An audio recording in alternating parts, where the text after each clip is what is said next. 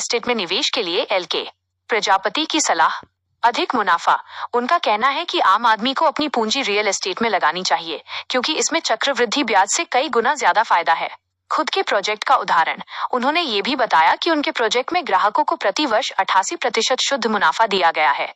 अनुकूल समय। उनके अनुसार रियल एस्टेट में निवेश करने का ये बहुत अनुकूल समय है क्योंकि बाजार तेजी से आगे बढ़ने की कगार पर है। उत्तम अवसर। इस समय निवेश करने से उम्दा लाभ अर्जित करने का सुनहरा अवसर प्राप्त होगा।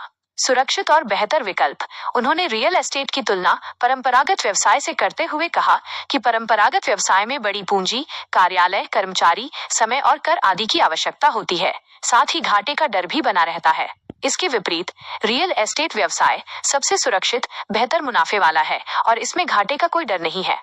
निष्कर्ष। उनकी सलाह है कि सिर्फ एक बार 3-4 वर्षों के लिए अपनी पूंजी रियल एस्टेट में अवश्य निवेश कीजिए। अवैध संपत्ति, अनलीगल प्रॉपर्टी पर महत्वपूर्ण चेतावनी। LK प्रजापति जी ने ये भी चेतावनी दी है कि लोग अवैध अनलीगल प्रॉपर्टी खरीद लेते हैं, जिसके बाद उन लोगों को काफी परेशानी आती है। ये सलाह बताती है कि निवेश करते समय वैधता, लीगैलिटी की जांच करना बहुत जरूरी है। LK प्रजापति जी, जिन्हें रियल एस्टेट क्षेत्र में 20 वर्षों का शानदार अनुभव है, ने ये उत्कृष्ट और गुणवत्तापूर्ण परामर्श दिए। 80% पर एनम का प्रॉफिट हमने दिया भी है, उतना हम देते हैं।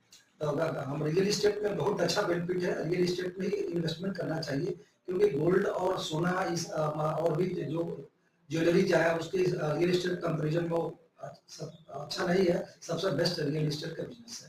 सर, जनता का कहना ये है कि कैसे क्या चेक करें कि ये चीज लीगल है अनलीगल है, थोड़ा सा बताएं इसके विषय में।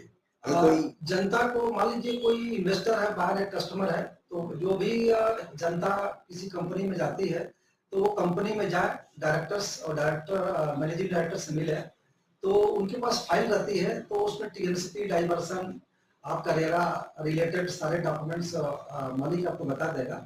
तो उसमें कोई चिंता करने वाली बात नहीं है क्योंकि जब से रेरा लागू हुआ है तो प्रोजेक्ट जो अनसिस्टमेटिक कोई नहीं बेच सकता। रेरा का कानून है, तो उसके रेरा कानून के अनुसार ही रियल एस्टेट में प्लॉट बेचना पड़ता है। अपने मन से आदमी कुछ नहीं बेच सकता।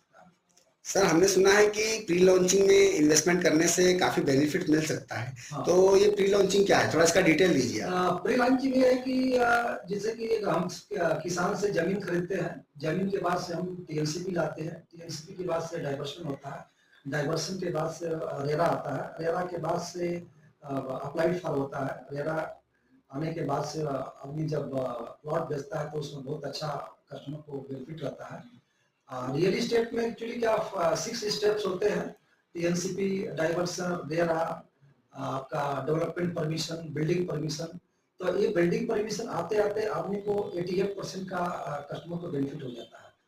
आपका नाम बता दीजिए। लक्षण प्रसाद प्रजापति। नमस्कार।